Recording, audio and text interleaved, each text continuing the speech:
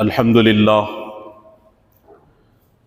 لله نحمده ونستعينه ونستغفره ونؤمن به ونتوكل عليه ونعوذ بالله من شرور أنفسنا ومن سيئات أعمالنا من يهده الله فلا مضل له ومن يضلله فلا هادي له ونشهد أن لا إله إلا الله وحده لا شريك له ونشهد أن محمدا عبده ورسوله أما بعد قال الله تعالى في القرآن المجيد وفرقان الحميد فأعوذ بالله من الشيطان الرجيم بسم الله الرحمن الرحيم وَاعْبُدُوا اللَّهَ وَلَا تُشْرِكُوا بِهِ شَيْئًا وَبِالْوَالِدَيْنِ إِحْسَانًا وَبِذِي الْقُرْبَى وَالْيَتَامَى وَالْمَسَاكِينِ وَالْجَارِ ذِي الْقُرْبَى وَالْجَارِ الْجُنبِ وَالصَّاحِبِ بِالْجَنبِ وَابْنِ السَّبِيلِ وَمَا مَلَكَتْ أَيْمَانُكُمْ إِنَّ اللَّهَ لَا يُحِبُّ مَنْ كَانَ مُخْتَالًا فَخُورًا وقال تبارک و تعالی کنتم خیر امت اخرجت للناس تأمرون بالمعروف وتنہون عن المنکر وتؤمنون باللہ آمنت باللہ صدق اللہ العلی العظیم رب اشرح لی صدری ویسر لی امری واحلل عقدۃ من لسانی یفقہوا قولی ربی یسر ولا تعسر وتمم بالخیر۔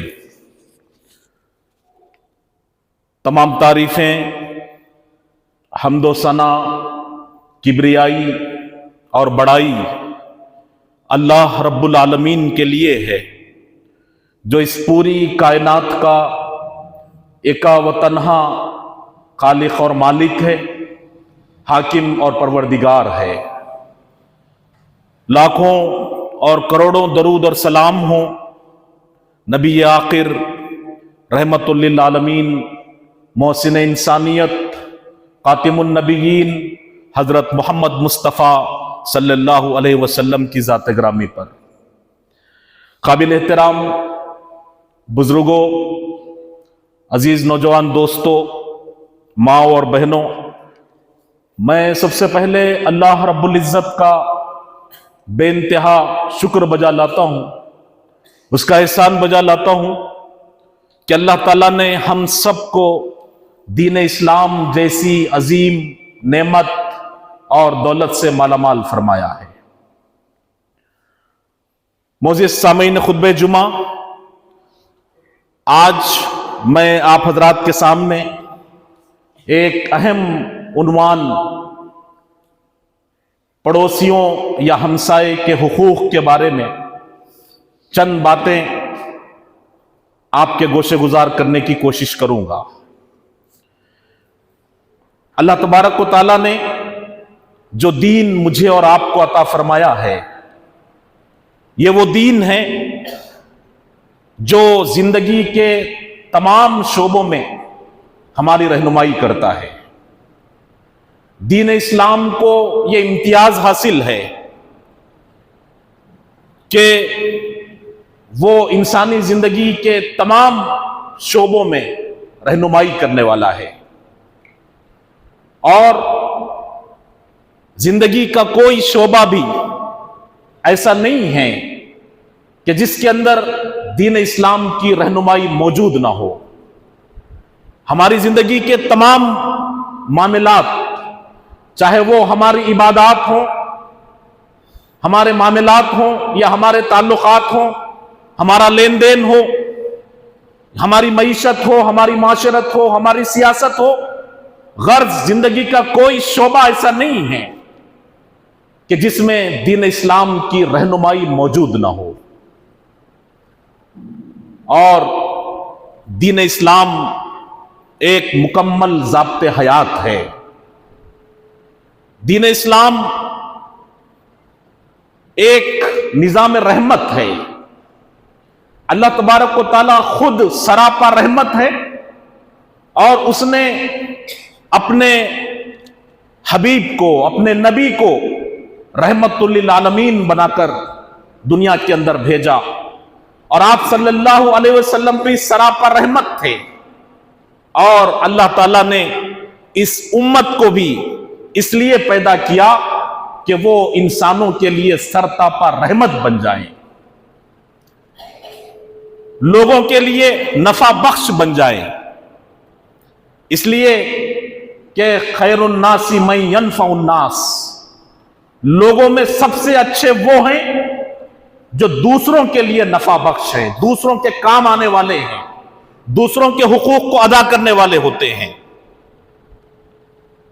तो कुरान मजीद ने मुख्तलिफ मुकामात पर बहैसियत एक फर्द के, माशरे और समाज के अफराद होने की हैसियत से मुख्तलिफ हुकूक हमको याद दिलाता है। कुरान मजीद की एक आयत सूरह निसा आयत नंबर 36 मैंने आपके सामने पढ़ी है। अल्लाह ताला ने इरशाद फरमाया कि वाबुदुल्लाह वला तुशरिकु बिही शैअन व बिल वालिदैनि इहसाना व बिजिल कुर्बा वल यतामा वल मसाकीना वल जारि जिल कुर्बा वल जारिल जुम्बी वस्साहिबि बिल जंबि वब्निस सबील वमा मलकत अयमानुकुम इन्नल्लाह ला युहिब्बु मन काना मुख्तालन फखूरा। अल्लाह ने इरशाद फरमाया कि और तुम सब अल्लाह की बंदगी करो, उसके साथ किसी को शरीक ना बनाओ, मां बाप के साथ नेक बर्ताव करो, खुराबतदारों और यतीमों और मिस्कीनों के साथ हुस्न सलूक से पेश आओ, और पड़ोसी रिश्तेदार से, अजनबी हमसायों से, पहलू के साथी मुसाफिर से और गुलामों से जो तुम्हारे कब्जे में हो एहसान का मामला रखो। और यकीन जानो अल्लाह किसी ऐसे शख्स को पसंद नहीं करता जो अपने आप में मगरूर हो और अपनी बड़ाई पर फख्र करे।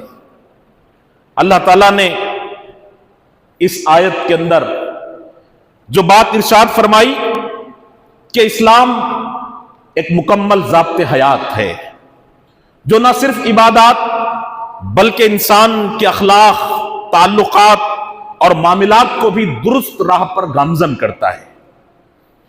और यह दीन इंसान को तन्हा नेकी पर नहीं छोड़ता बल्कि इसके इर्द गिर्द के लोगों, रिश्तेदारों और दोस्तों और खास तौर पर पड़ोसियों के साथ हुस्न सलूक की ताकीद करता है।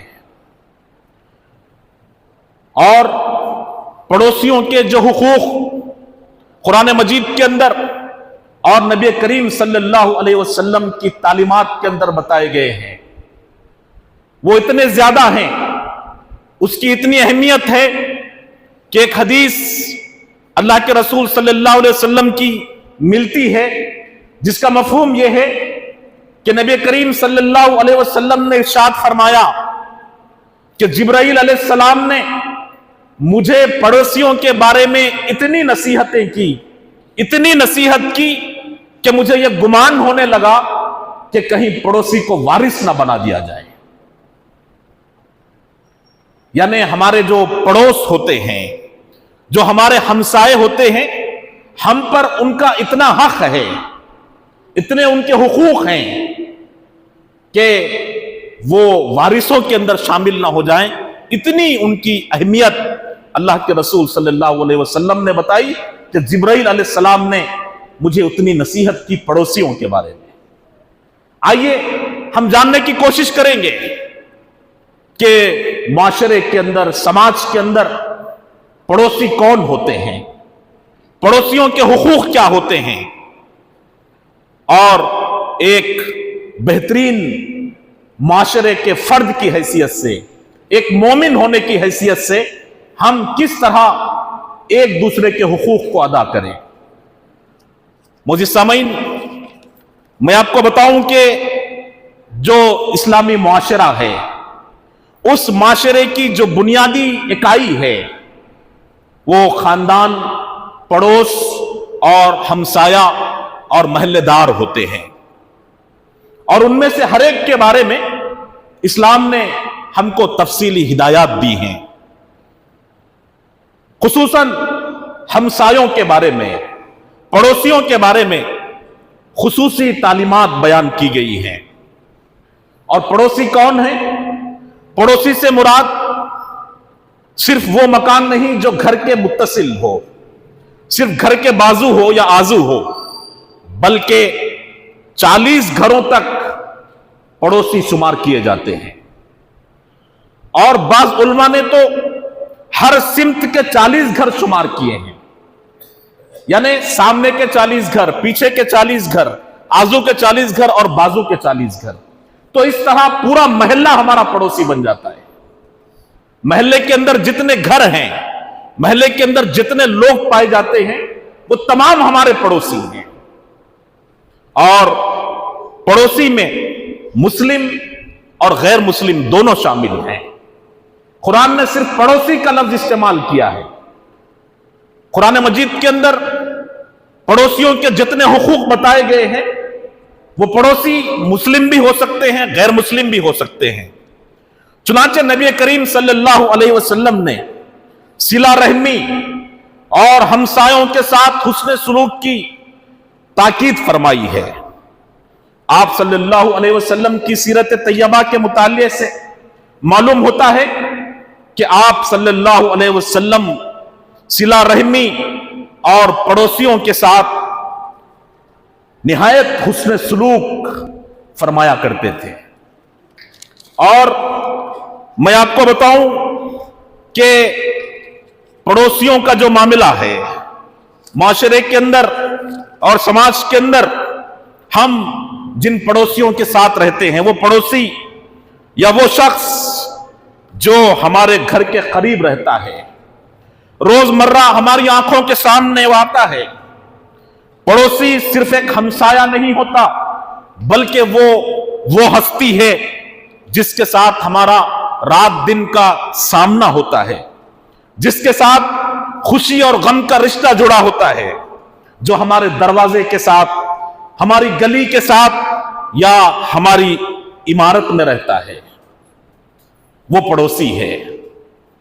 اور ہم دیکھتے ہیں کہ انسانی معاشرہ ایک جڑے ہوئے وجود کی مانند ہوتا ہے، جس میں ہر فرد دوسرے سے وابستہ ہوتا ہے، اپنے تعلقات کو استوار کرتا ہے، اس لیے کہ انسان تنہا نہیں جی سکتا ہے، تنہا زندگی نہیں گزار سکتا ہے۔ اس کی زندگی، اس کی خوشیاں، اس کا غم، اس کی آسانیاں، اس کی پریشانیاں سب اپنے گرد و پیش کے لوگوں سے متاثر ہوتی ہیں۔ وہ لوگوں سے الگ تھلگ نہیں رہ سکتا ہے، بلکہ ہر فرد کو دوسرے فرد سے سابقہ پیش آتا ہے، تعلقات استوار کرنے پڑتے ہیں۔ اور بہترین جو پڑوسی ہیں وہ ہیں جو اپنے دوسرے پڑوسی کا حق ادا کرنے والے ہوتے ہیں۔ اور ہم دیکھتے ہیں کہ ایک انسان کا جس طرح اپنے ماں باپ، بھائی بہن، اہل و عیال اور دوسرے رشتہ داروں سے تعلق ہوتا ہے، اسی طرح پڑوس میں رہنے والوں سے بھی تعلق اور بار بار ان سے سابقہ پڑتا ہے۔ بلکہ نظام حیات میں اچھے پڑوسی کا بھی بڑا دخل ہوتا ہے۔ اگر پڑوسی اچھا ہو، خوش اخلاق اور نیک ہو تو زندگی خوشگوار گزرتی ہے، چین اور سکون محسوس ہوتا ہے۔ اور اگر پڑوسی بہتر نہ ہو، پڑوسی اچھا نہ ہو، تو گھر میں سارے راحت اور عیش کے اسباب و وسائل ہونے کے باوجود حقیقی سکون نصیب نہیں ہوتا، بلکہ وہ گھر جہنم کدہ بن جاتا ہے۔ اس لیے شریعت نے جہاں ماں باپ، بہن بھائی، میاں بیوی اور رشتہ داروں کے حقوق بیان کیے ہیں، وہی پڑوسیوں کے حقوق اور ان کے مقام اور مرتبہ اور ان کے ساتھ زندگی گزارنے کا رنگ ڈھنگ بھی بیان کیا ہے۔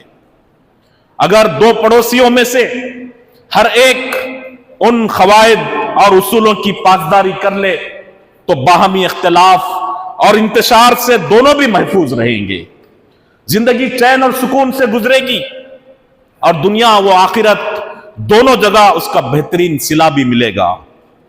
اور اگر دو پڑوسیوں میں سے ہر ایک فریق بننے کے بجائے रफीक बनने का जज्बा रखे और एक दूसरे के माविन और मददगार हो तो उससे दोनों को फायदा पहुंचेगा। हर दो की जिंदगी सुकून और चैन से गुजरेगी और दुनिया और आखिरत में भी उसका बेहतरीन सिला उन लोगों को मिलेगा। मुझे सामीन, रसूल अकरम सल्लल्लाहु अलैहि वसल्लम ने पड़ोसियों के साथ एहतराम और उनके साथ हुस्न सलूक की बड़ी ताकीद की है। यहां तक कि पड़ोसियों के साथ अच्छा सलूक करने और पड़ोसियों के साथ बेहतर तरीके से पेश आने को ईमान का जुज करार दिया है और जन्नत में दाखिले की शर्त बताया है और खुदा और उसके रसूल सल्लल्लाहु अलैहि वसल्लम से मोहब्बत का मियार बनाया है। और एक जगह यह बात इरशाद फरमाई गई कि जो शख्स अल्लाह और रोज़े आखिरत पर ईमान रखता है उसे चाहिए कि वो अपने पड़ोसी के साथ हुस्न सलूक करे, अपने पड़ोसी के साथ अच्छा सलूक करे। मोअज़्ज़िज़ सामीन इकराम, नबी करीम सल्लल्लाहु अलैहि वसल्लम ने अपने सहाबा को पड़ोसियों के साथ अच्छा सलूक करने की तरफ इस तरह से मुतवज्जे किया कि सहाबा को मुखातिब करते हुए अल्लाह के रसूल सल्लल्लाहु अलैहि वसल्लम ने फरमाया कि अगर तुम्हारे घरों के अंदर सुकून है तो तुम्हारे पड़ोसियों के घर में भी सुकून होना चाहिए। अगर तुम्हें रोटी मैसर है तो फिर तुम्हारा कोई पड़ोसी भी भूखा ना सोए। अगर तुम्हें सुख हासिल है, आराम हासिल है तो फिर तुम्हारा कोई पड़ोसी भी दर्द और तकलीफ से ना कराहे। मुझे सामीन, पड़ोसी की हैसियत दीन में सिर्फ समाजी ताल्लुक की नहीं बल्कि ईमान के मियार का आईना है। एक हदीस में अल्लाह के रसूल सल्लल्लाहु अलैहि वसल्लम ने यह बात इरशाद फरमाई कि पड़ोसियों को ईजा देना या पड़ोसियों को तकलीफ देना हमारे ईमान पर सवालिया निशान लगा देता है। इसलिए कि एक हदीस में नबी करीम सल्लल्लाहु अलैहि वसल्लम ने यह बात इरशाद फरमाई कि अल्लाह की कसम वो मोमिन नहीं हो सकता, अल्लाह की कसम वो मोमिन नहीं हो सकता, अल्लाह की कसम वो मोमिन नहीं हो सकता। पूछा गया कि अल्लाह के रसूल सल्लल्लाहु अलैहि वसल्लम कौन मोमिन नहीं हो सकता? तो आप सल्लल्लाहु अलैहि वसल्लम ने फरमाया कि जिसकी ईजा रसानी से, जिसकी तकलीफ से उसके पड़ोसी महफूज ना हो। अंदाजा लगाइए कि आप सल्लल्लाहु अलैहि वसल्लम ने 3 मर्तबा कसम खाकर यह बात कही, तो यह हमारे लिए खतरे की घंटी है। आज हम बड़े फख्र से अपने ईमान का ऐलान करते हैं, अपने मुसलमान होने का, अपने मोमिन होने का दावा करते हैं, लेकिन क्या कभी हमने सोचा कि हमारे पड़ोसियों के साथ हमारा रवैया कैसा है? क्या हमारे पड़ोसी हमारे हाथ की तकलीफ से, हमारी हाथ की इज़ाओं से या हमारी जबान की तकलीफ से महफूज हैं? कहीं ऐसा तो नहीं है कि हम मोहल्लों के अंदर शोर करते हैं, रास्ता बंद करते हैं, गंदगी फैलाते हैं या अपनी जुबान से, अपनी बातों से लोगों का दिल दुखाते हैं? तो याद रखिए कि हमारा ईमान कमजोर ही नहीं बल्कि खतरे में है। आज हम देखते हैं कि हमारे मोहल्लों के अंदर हर पड़ोसी दूसरे पड़ोसी के साथ छोटी छोटी बातों पर इख्तिलाफ रखते हैं, लड़ाई झगड़े करते हैं। एक पड़ोसी के शर से दूसरा पड़ोसी महफूज नहीं है। हालांकि हमारे नबी करीम सल्लल्लाहु अलैहि वसल्लम ने इतनी वईदें पड़ोसियों को तकलीफ देने के बारे में इरशाद फरमाई हैं। अल्लाह के रसूल ने फरमाया कि वो शख्स मोमिन हो ही नहीं सकता जो अपने हाथ से या अपनी जबान से अपने पड़ोसी को तकलीफ दे। देखिए, इसमें 2 पहलू हैं।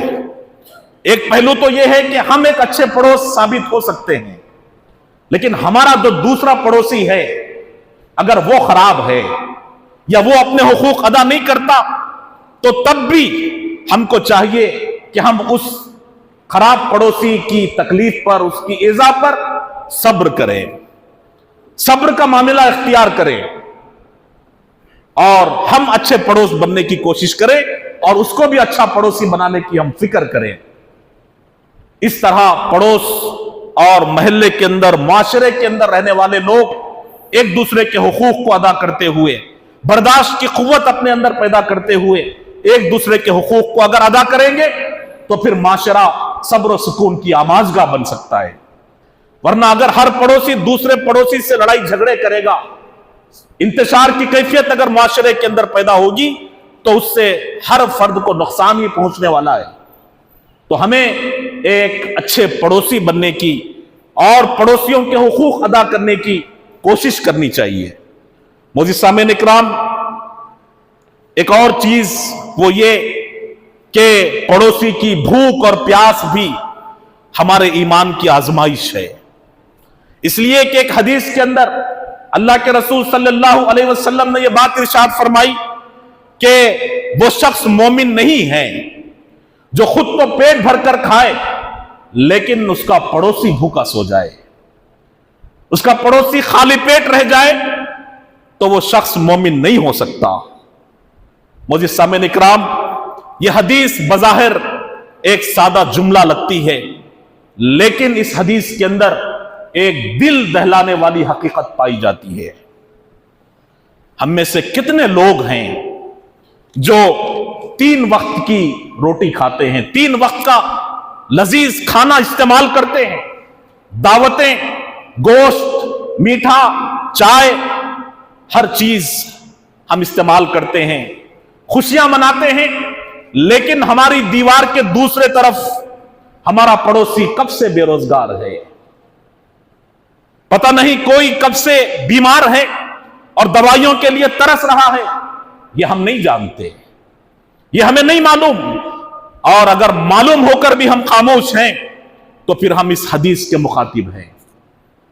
یہ نقطہ ہمیں احساس دلاتا ہے کہ پڑوسی کی بھوک اور پڑوسی کی مجبوری ہماری عیاشیوں پر ایک سوالیہ نشان بن جاتی ہے.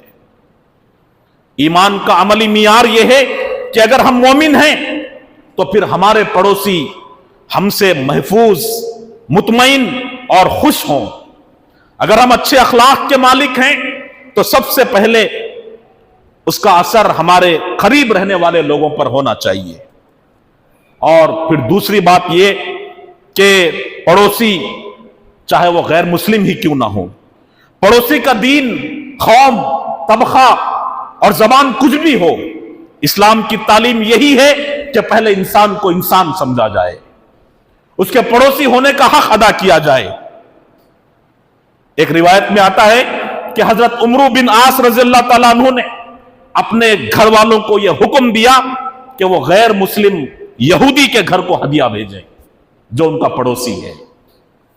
تو معزز سامعین, اسلام نے جس انداز میں پڑوسیوں کے ساتھ حسن سلوک کی تعلیم دی ہے, اگر وہ ہمارے معاشرے میں رائج ہو جائیں تو پھر آج کی دنیا جنت کا نمونہ بن جائے. لیکن واقعہ یہ ہے کہ ہم اسلامی تعلیمات سے بہت دور جا چکے ہیں.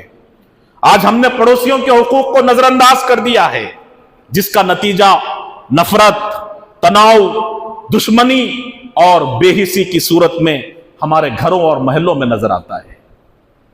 آج ہمارے گھر اور ہماری زندگیاں سکون کی حقیقی دولت سے محروم ہو چکی ہیں. دولت کی ریل پیل ہے, خوشحالی ہے, لیکن آس پڑوس کے لوگوں سے ہمارے تعلقات اچھے نہیں ہیں. آزو بازو گھر والوں کے درمیان نفرت اور عداوتیں ہوتی ہیں. اور آج ہم اپنی دنیا کے اندر ایسے مگن ہو چکے ہیں کہ دوسرے پڑوسی کی خبر لینے کا ہمارے پاس وقت نہیں ہے.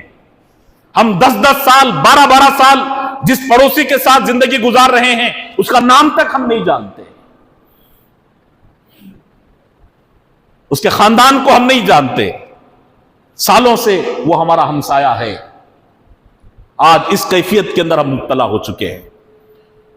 یہ جو روحانی تنہائی ہے, سائنس اور ٹیکنالوجی کے اس دور نے انسانوں کو جو خود غرض بنا دیا ہے, انسان کے حقوق سے ناواقف. ایک زمانہ وہ تھا کہ اگر کسی کے گھر میں کوئی موت ہو جاتی, کوئی شادی کا موقع ہوتا تو پورا محلہ اس کے اندر شریک ہوتا. اور کسی کے گھر میں موت ہو جاتی ہے تو وہ جس صدمے کے اندر، جس تکلیف کے اندر مبتلا ہوتا ہے کہ وہ صرف 2 میٹھے بول کا محتاج ہوتا ہے، اگر آپ اس سے ملتے ہیں، اس کو دلاسا دیتے ہیں، اس کو حوصلہ دیتے ہیں، تو پھر وہ آپ کے احسان کے بار تلے دب جاتا ہے۔ لیکن آج یہ چیز بھی ختم ہوتی جا رہی ہے۔ رسمن لوگ دوسروں کے گھروں کے میتوں کے اندر شریک ہوتے ہیں، وہ خلوص، وہ الفت، وہ محبت یہ دن بدن کم سے کم ہوتی جا رہی ہے۔ ضرورت اس بات کی ہے کہ ہم معاشرے کے اندر، سماج کے اندر پھر سے ان اقدار کو زندہ کریں، ہم پڑوسیوں کے حقوق کو جانیں اور ہر پڑوسی دوسرے پڑوسی کے حقوق کو ادا کرنے کی کوشش کرے، اور خاص طور پر جو مسائل محلوں کے اندر، معاشرے کے اندر پیدا ہوتے ہیں، اگر کوئی گھر بناتا ہے تو پھر راستے میں ایسے ریتی ڈال دی جاتی ہے کہ ہر راستہ چلنے والے راہگیر کو تکلیف ہوتی ہے۔ کسی کے گھر میں کوئی تقریب ہوتی ہے، کوئی فنکشن ہوتا ہے تو پورا راستہ بند کر دیا جاتا ہے۔ یہ نہیں سوچتے کہ اس راہ سے گزرنے والے، اس محلے کے اندر رہنے والے لوگوں کو اس سے کتنی تکلیف ہوگی۔ تو محلے کے تمام افراد کو ان باتوں پر غور کرنا چاہیے، اور کوئی پڑوسی گھر بنا رہا ہے تو اس کے گھر بنانے کی وجہ سے کوئی چیز گھر کے اندر گر سکتی ہے، کوئی سیمنٹ گر سکتی ہے، کوئی ریتی گر سکتی ہے، کوئی صفائی کا معاملہ پیش آ سکتا ہے، تو اس وقت اس کے ہمسائے کا یہ فرض ہے کہ وہ اس پر صبر کرے، برداشت کرے اور اس کا تعاون کرے۔ کچھ دنوں کی بات ہوتی ہے، یہی چھوٹی چھوٹی چیزیں آج پڑوسیوں کے دل کے اندر نفرتیں اور عداوتیں پیدا کر رہی ہیں۔ ہر پڑوسی دوسرے پڑوسی سے لڑائی جھگڑے پر آمادہ ہو جاتا ہے، اور انہی چیزوں نے ہمارے مسلم معاشرے کو بھی آج جہنم بنا کر رکھ دیا ہے۔ ضرورت اس بات کی ہے کہ ہم ان سارے مسائل کو محبت اور الفت کے ساتھ حل کریں، اللہ کے رسول صلی اللہ علیہ وسلم کی تعلیمات کی روشنی میں ان مسائل کو حل کریں۔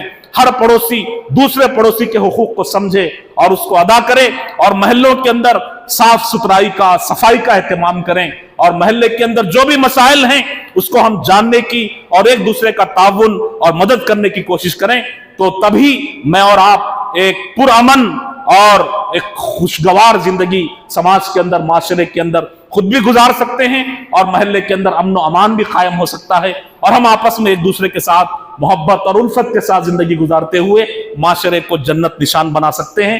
تو الحمدللہ آج سے یعنی 21 نومبر سے 30 نومبر تک جماعت اسلامی ہند پورے ہندوستان میں ایک مہم چلا رہی ہے 10 دن کی، جس کے اندر تمام لوگوں کو پڑوسیوں کے حقوق سے آگاہ کیا جائے گا، پڑوسیوں کے حقوق بتائے جائیں گے، لوگوں سے ملاقاتیں کی جائیں گی، اور مختلف جو حقوق اللہ کے رسول صلی اللہ علیہ وسلم نے اور قرآن مجید کے اندر بیان کیے گئے ہیں ان حقوق سے آگاہ کر کے ایک بہترین سماج اور معاشرے کی تشکیل کے لیے کوشش کی جا رہی ہے۔ ضرورت اس بات کی ہے کہ ہم اس مہم کا حصہ بنیں، اور آئیے اس پیغام کو عام کریں کہ ہم ہر پڑوسی دوسرے پڑوسی کا حق ادا کریں گے، الفت اور محبت کے ساتھ زندگی گزاریں گے، اور ایک دوسرے کو تقویت بخشنے کا ذریعہ بنیں گے۔ اللہ تعالیٰ سے دعا ہے کہ اللہ تبارک و تعالیٰ ہماری غلطیوں کو معاف فرمائے، اللہ تعالیٰ ہماری خطاؤں کو درگزر فرمائے، اور اللہ تعالیٰ ہمیں پڑوسیوں کے، ہمسائے کے جو حقوق اللہ اور اس کے رسول نے بتائے ہیں اس کو ادا کرنے کی اللہ تعالیٰ ہم سب کو توفیق عطا فرمائے۔ اللہ تعالیٰ ہماری غلطیوں کو، ہماری لغزشوں کو معاف فرمائے۔ وما علینا الا البلاغ، وآخر دعوانا ان الحمد للہ رب العالمین۔